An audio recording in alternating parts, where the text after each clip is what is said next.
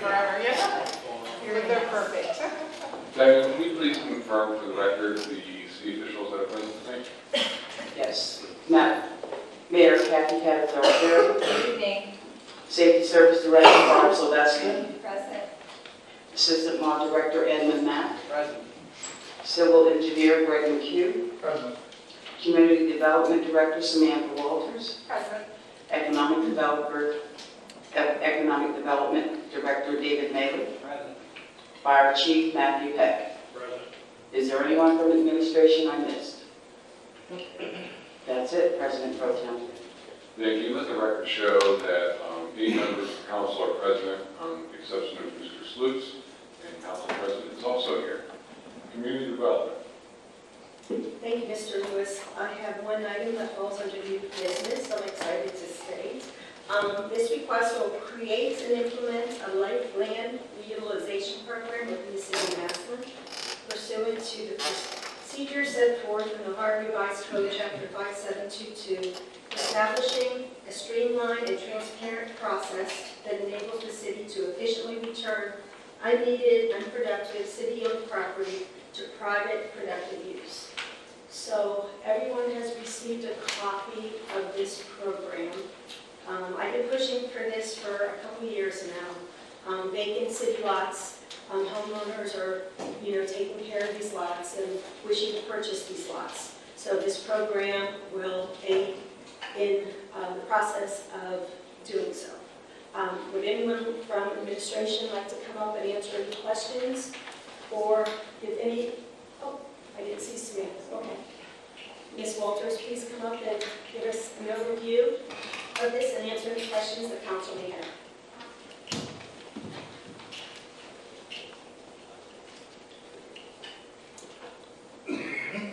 Good evening. This will be a public bidding process. We'll have the opportunity to bid on the lots. So I will just answer any questions that you guys might have. Mr. Gray? Thank you. Is preference given to adjacent property owners? Yes, it is. So they have the first option.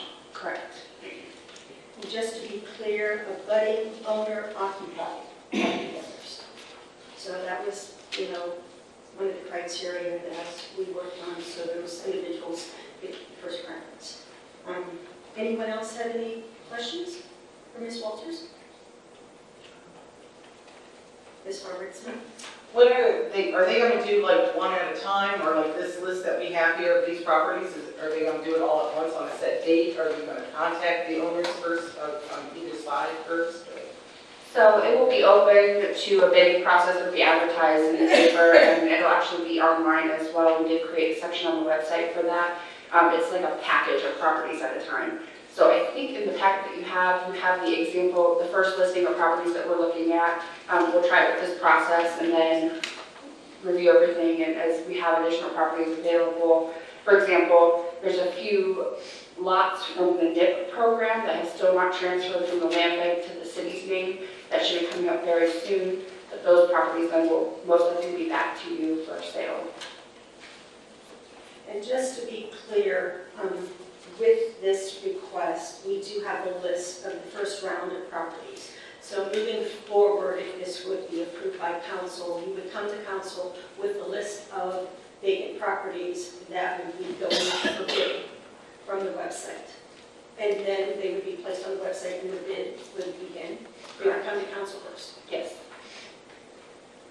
Anyone else have any additional questions? Yes. Mr. Gray? Thank you, Mrs. Creamer. So is the auction process online, totally online? The bidding will actually be submitted in writing, but the information will be available online. So they submit their bid, okay, or in writing. Okay, that's all I have for community development. Thank you very much. Is there a time frame you're looking on this?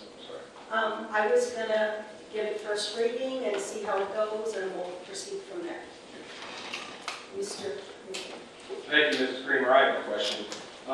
In looking through this, I don't believe anywhere it says that council shall approve these transactions. Yes. There is. Did I miss that? Yes.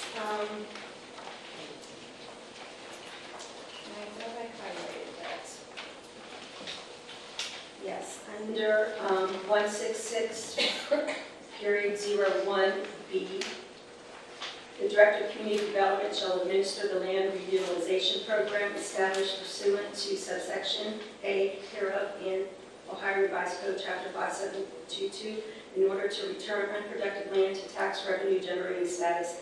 Council may authorize and direct by ordinance the sale of any unproductive land that determines is not needed for municipal purposes through the land reutilization program. I guess my concern is that it says may, not shall.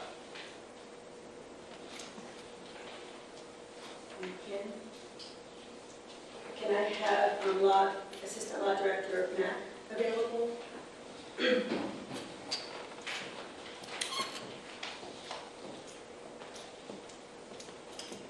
Hello, Council Chairperson and Member Hurricane. The word may in that sentence is to indicate that council doesn't have to administer any particular property through this program if council doesn't want to, in which case you could use it for municipal public purposes or whatever council would deem appropriate. But in order for any property to go through this program, it has to be through an ordinance from council to put it in the program and also determine that it's not needed for public use. And that's what we try to accomplish with the second sentence, which reads,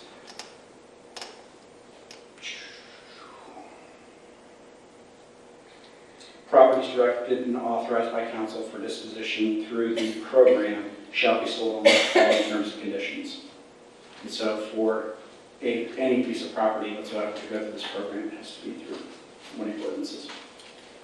Okay, thank you for answering that, because in 166.01A, I read non-productive land situated in the boundaries of the city of Massillon and owned by the city of Massillon can be pretty broad.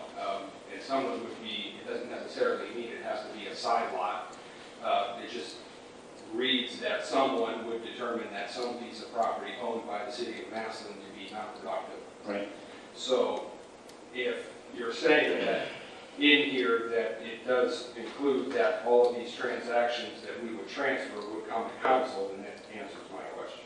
Yeah, and that was per directive because it originally didn't. And then the chairwoman said that no, that every time we have a tranche of these properties, it has to be by ordinance. So we adjusted it to accomplish that.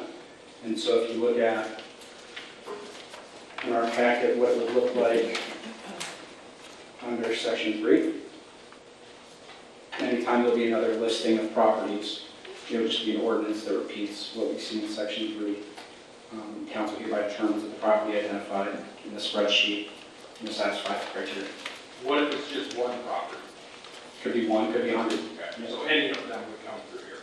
Yep. All right. Thank you, Mr. Mack, and thank you, Mrs. Green. Does that? That satisfies my query. Okay. Mr. Gray? Sorry, but that brought us to another question. Well, Mr. Mack,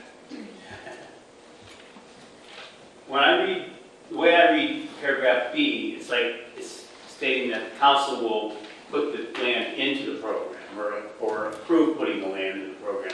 But as far as accepting the bid, the final bid, does council have, isn't that what your question was? Somewhat. So That's a different line. Yeah. The way it's written right now, it's you have the determination to put it through the program. The actual acceptance of bids will be according to the criteria that's in the ordinance, and that would be through the Director of Community Economic Development. So we don't have to approve the final bid? Correct. Specifically? Correct. Okay, that's what I wanted to find out. Thank you. Any additional questions? Okay, thank you. That's all I have. Thank you, Dr. Miller. Thank you, Mr. Lewis. Nothing new this evening. Ordinance 22-2023 was tabled until next Monday, the 15th, at which point it will have third reading, and we will be bringing it forward for a vote. Are there any questions or comments from anyone on council regarding the Caffeine and Gunpowder Economic Development Inducement Grant? Mr. Sneed. Thank you, Mr. Hurricane. Just want to say again, The factor that I am considering is that this $8,000 financial aid inducement grant will go to the security of the storefront for the owners of Shelby Gunpowder. As you may or may not know, in July 10th, 2022 in Hilliard, Ohio, teens used a stolen key to break into the Orbit store. They smashed through the front, did a gun grab at 4:30 in the morning. In Bath Township last November 3rd, 2022, again, a Kia crashed into the Bath Township gun stores, stole 10 guns. In Braceville, Ohio, March 7th, over 30 firearms were stolen from a local gun shop there. And April 25th, just a couple weeks ago in Canal Fulton, a car crashed into the Armory, D&D Precision, and did a gun grab there. So, to me, the economic value of this is very important in regards to gun safety. It's not our prerogative to make sure that the guns are stored safely, but underneath an economic grant to help keep guns off the street, I'm all for it. If anybody would like a copy of this, I'll be happy to make it available. But they are stealing other people's vehicles, and the one that happened in Canal Fulton, 60 seconds in and out. So I am for spending the $8,000 for keeping guns off the street. That's the bottom line. Thank you. Anyone else? That's all, Mr. Lewis.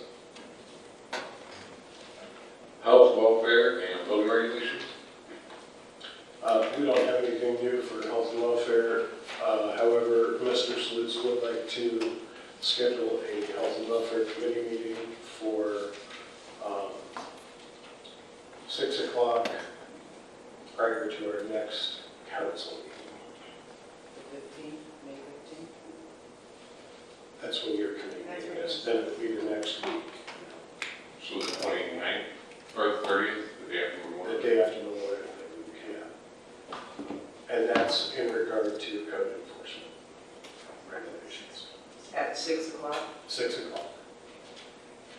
What's the date again? May 30th. May 30th.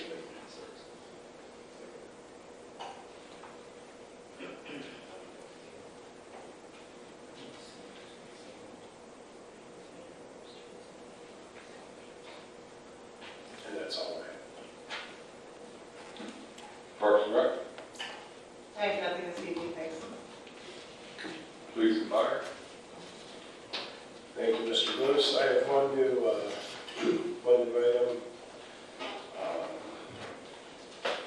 For the Mayor and Director of Public Safety and Service to enter into an agreement with Jackson Township EMS Billing to continue using their services to process and collect EMS fees. The fee increases to $20 per year billable run from May 1st, 2023 to December 31st, 2023. $21 per billable run in 2024, and $22 per billable run in 2025. This is the first fee increase since 2015. The contract expires December 31, 2025. No other changes from the previous contract. I'd like to know if somebody from administration could come up and answer some questions for me, please.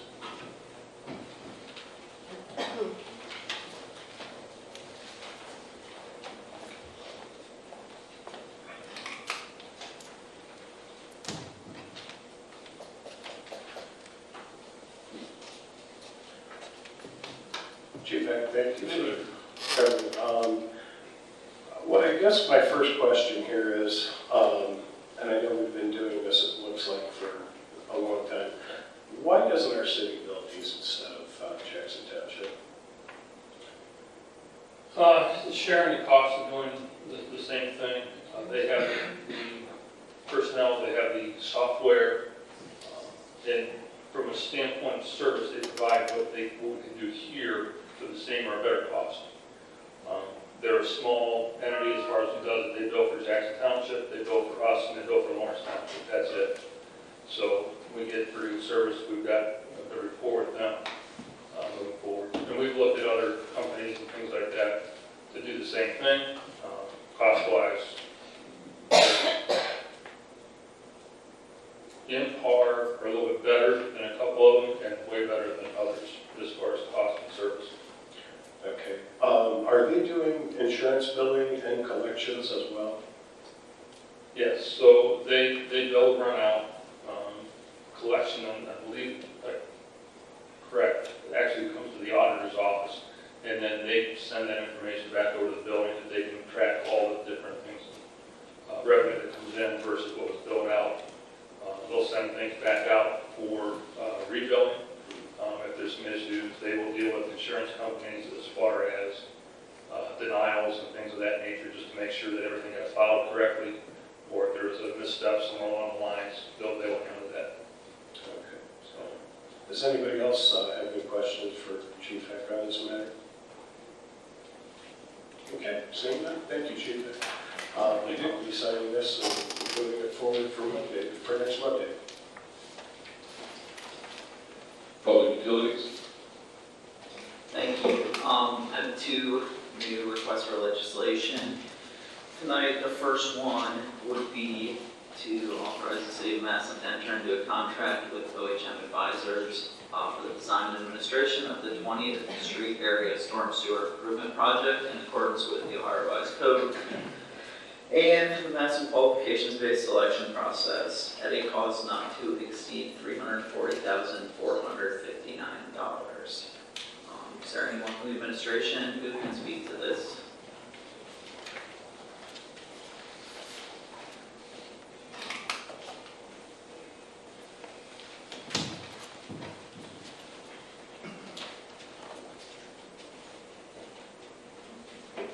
good thing. So, does anyone on council have any questions regarding this process? I was informed that this was discussed last year at some point. I personally do not have any questions, but if you just want to tell us a little bit about the program. Sure. This is part of our ARPA funds that council did pass last year. Part of the design, the first part was the study analysis, and then the additional fees that we had in the original ordinance. The fee exceeded what we had in the original ordinance. So we're coming back on this one. This is the only one that we didn't have the correct fee at the time. So we have to take up to the $340,000. Yes, Mr. Lewis. What was the original fee? The original fee was $266, but what I had was, I believe I made a mistake on the number. Instead of the 3, I put a 2 in the original. I was going back through my notes and stuff, which would have covered this, and we wouldn't have to come back. All the other projects, those fees have been as part of the upper funds that we're all in line. This was the only one that, if I'm mistaken. And the ARPA fund still covers the $100,000. It does. It does. And how did we choose OHM? We went through the QBS process, qualification-based process. They had the original part of the study analysis. This is just the extension of that.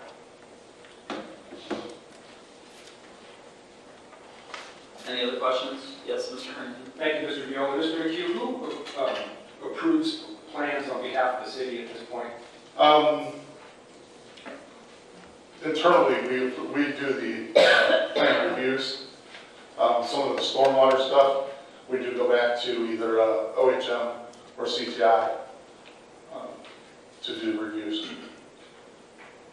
To sign, because a professional engineer would have They to would sign have off to on the on stormwater plans. reports. Okay. But in this case, they wouldn't do the final. They could not sign off on these. So another, We will. it would be like subcontract to another firm to approve the plans that if they were awarded this design, Correct. submitted. Someone else would have to do the final review. Okay. Thank you.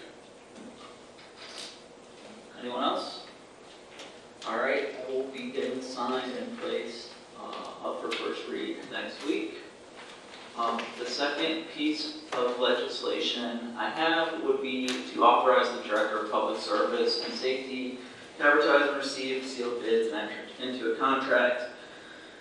Upon award approval, the Board of Control with the lowest and best bidder for the sanitary sewer cleaning and televising project. The current estimate for this is $237,350 and will be funded through the Service Context Fund. Are there any questions regarding this particular piece of legislation or proposal? Yes, Mr. Lewis. Don't we do some of our own televising? We do for some, but as part of the EPA process, keeping our sanitary permit, we're required to do so many feet.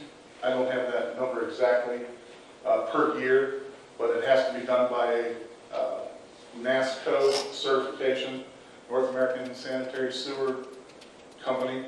They have to be certified through, to do that work and be submitted to the EPA. We're not NASCO certified. So how many feet are we in? That would be all now. Sorry. No, this one, yeah, this will do 36,000 feet this year. In different various areas throughout the city. Not It is, concentrated. it's all over the, yeah. And, I'm sorry, yeah, it was just, I believe, 6-inch and 8-inch lines. Anybody else? Yes, Ms. Kramer. I just wanted to expand on that 36,000 linear feet.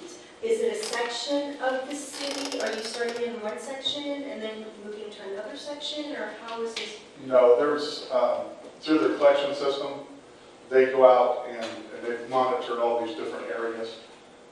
It's all over the city. There are several areas around the city that have 6 or 8-inch lines that need cleaned. So I mean, every quadrant of the city. So only those specific 6 Yeah, inches? and they've actually, in the collection system, had sent up a report with all the sewer lines in it. I don't remember how many pages it was. It was quite lengthy. When you have it's not, when I looked at some of them, it's not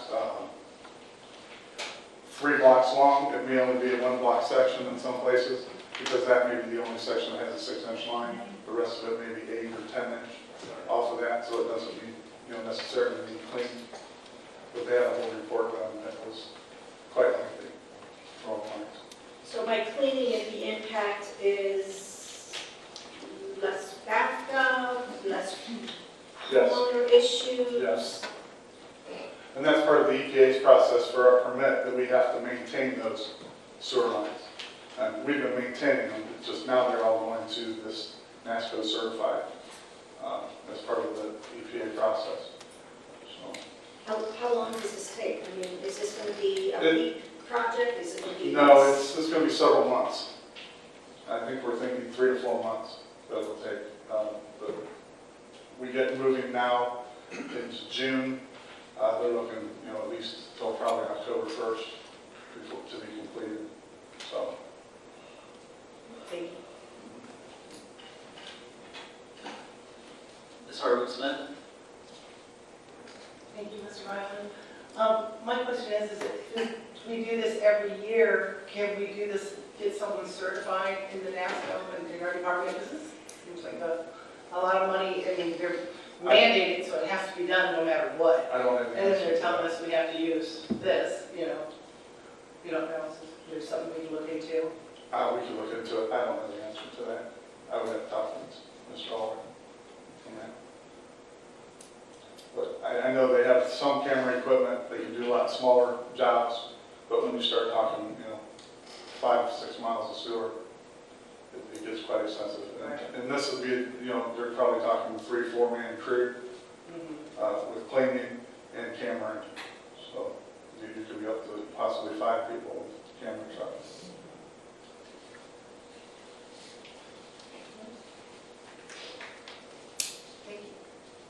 Mr. Gregg?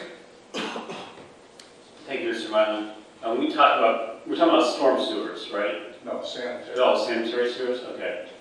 All right, that negates my next comment. I just wanted to mention, I noticed a citizen this weekend blowing grass into the, not just into the street, but from the street into the catch basin. And that's going to mean it's going to need to be cleaned soon. If somebody sees that, please call engineering or wastewater or someone in administration, let us know. Okay. We'll go out and talk to code enforcement. It doesn't, let somebody know. I'll let you know. Thanks. Appreciate it. Anybody else from council? I did have one last question. Sure. What was the name of the new certification agency? Was it NASSCO? Yes. Okay. All right, thank you. You're welcome. I'll be signing this and getting it put up for first read next week. Thank you. Streets, highways? I have a review for streets and highways this evening. The only request I do have is that we change the committee meeting next Monday from 5:30 to 6 p.m. unless there's any objections. And if we can make that happen, I appreciate it. Thank you. Mr. Lewis, you skipped over rules and courts. Rules and courts? I have nothing. Thank you. Thank you. All right, finance. Please appropriate $17,410 from the unappropriated balance of the street department account to service the contract to pay for engineering costs associated with repairs to the salt structure located at 401 Walnut. If there's anyone from the administration, I'd like to speak to this.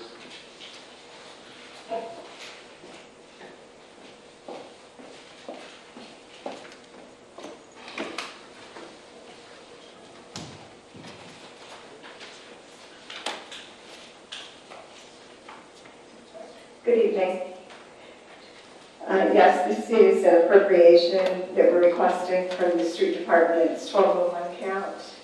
And as you can see attached here is the, first of all, the cost from Beaver Construction to give us a design, and then the quote from them as well in order to repair the salt storage trusses that we have at the street department facility at the present time.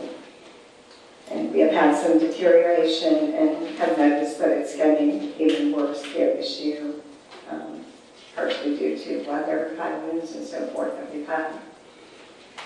I know a few years back there was a conversation in front of council, and I believe you had some point ordinance in which there was to be a new salt structure. Where did that go, and where are we at on that? Well, as I told Councilman Lombardi, the quotes that were obtained at that time came in, and of course they were very large amounts, and they're probably triple that at this point. We did at that time, if you remember, about 2 years ago, then we did some rearranging of our storage area there at the street department in that actual building. And we did create an area there inside the storage building for additional salt. So at the street department at the present time, we really don't have an area large enough to reconstruct an entire new salt structure. So we thought that this was the most cost-effective way to do that at this time, and we need to do it because of the safety of that structure that's there as well. And how much salt does this structure hold? Between the two, what we did in the building, between this one here, about 3,100 tons.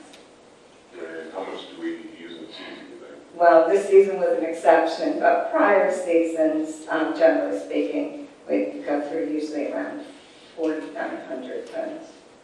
So we have to re-up halfway through the season? We have to get deliveries made to us. Does anyone else have any other questions? All right, this would meet all EPA regulations as far as runoff or exposure or anything else? That's correct. That's correct. Mr. Sneed? Thank you, Councilman Lewis. Has anybody looked at this is a little off topic, has anybody looked at the other storage building that we're storing salt in, as far as structural integrity? We did at that time, well, we actually, I'm talking about the one right in front of the yard waste, where they're currently, The they have building less storage part. for equipment, and now we're using yes, store salt. yes. Okay. They did, yes, we They did did at look that at that. time. What was the Yes, result just on that? about 2 years ago. Well, the results were, yes, were approved to put it in there.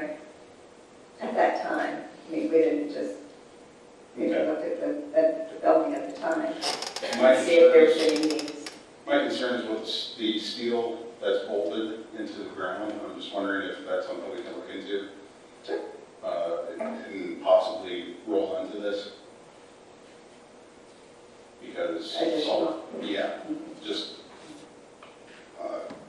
my concern is that the salt has gotten to that as well. And I'm curious to see if there's any, I mean, there's just like an aluminum siding on that, and then there's a steel, pillar, so to speak. And then there's several alongside the walls of each side. And the only thing keeping the salt from that is concrete blocks. And so salt's still going to melt and roll underneath there. And I just don't want to see this come right back again here in a couple months saying, hey, we got another problem with the other didn't ever storing salt in. If there is additional deterioration. Correct. We could bring that out, that would probably be even separate, of course, from this, but yes, thank you, we'll look at that.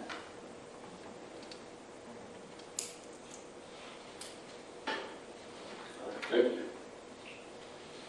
The next piece we have is please prepare an ordinance to appropriate from the unappropriated balance of the general fund to the special events fund in the amount of $1,104. This appropriation is revenue collected from the mayor's breakfast. Any questions?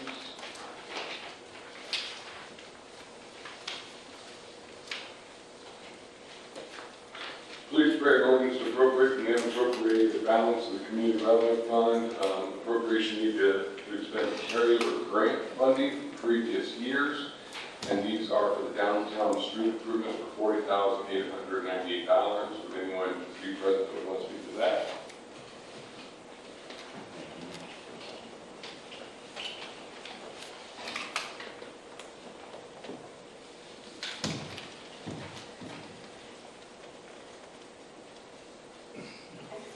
This is an appropriation from a previously passed budget, just to carry out some, to expend some carryover dollars.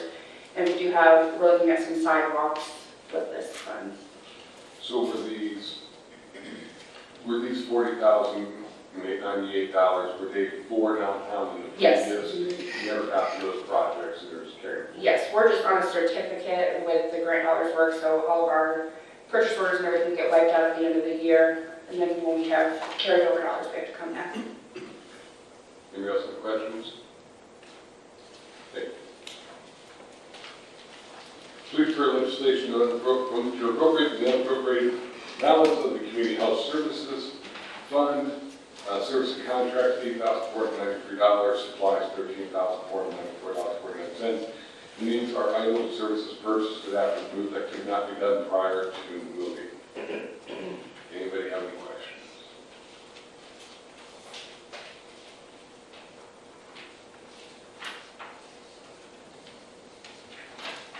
Last one here, an ordinance approving and ratifying the winning bid to the Director of Public Service and Safety of the City of Massillon, Ohio during the Stark County Sheriff's Sale on May 2nd, 2023 for the purchase of parcel number 608-429 and 608-430 for the general public. This would have been what was formerly known as the third base on the west side of Massillon.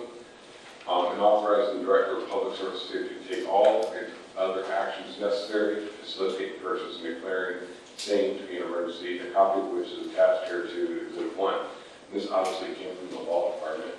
Does anybody have any questions or discussion about this?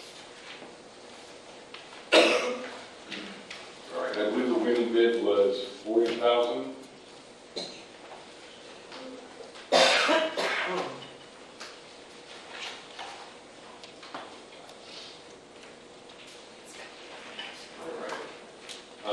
I'd like to call Mr. Raley up to talk to you.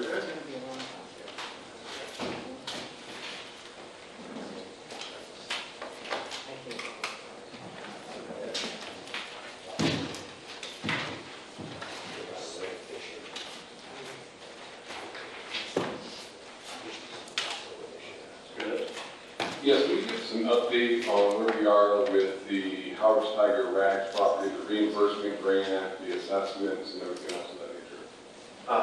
The Howard Tiger Rags property, we did submit a reimbursement last week to the regional planning for $184,808.28.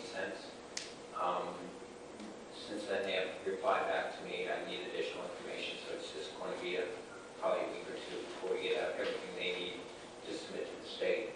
That's kind of where we're at right now. The only question at this point, I think, is with regards to $11,035 of that was the parapet wall that he repaired by Coon and advanced roofing where they were flashing up. We're not sure if that's going to be covered in the grant at this point. Those were done after, prior to the, After the demolition was done and there was an issue with the top of the wall with regards to oxygen damage. and then as far as proceedings against the landowner, assessing on their property? I have had discussions with the law department from Mr. Wise for a while with regards to that. I think he's looking at it, proposing to move forward with that. And the same is actually being done with the emergency demolition too. Any questions? I can just tell you, my intention would be at the next work session to have a request of legislation to be put in front of the committee. Basically, to keep the ball rolling, we've talked at length regarding how to use that grant in regards to the property owners, what is fair, what is right, and how to best expend those dollars. So I'll just try to draft something up, realizing that it probably will be amended or altered at some point, but it's important that we at least get it on the agenda so that it doesn't get lost. And then obviously it'll take 3 meetings, possibly longer, if there's any kind of amendments or anything like that. But now that we're starting to see the proceedings move forward, it seems appropriate that council finally put this to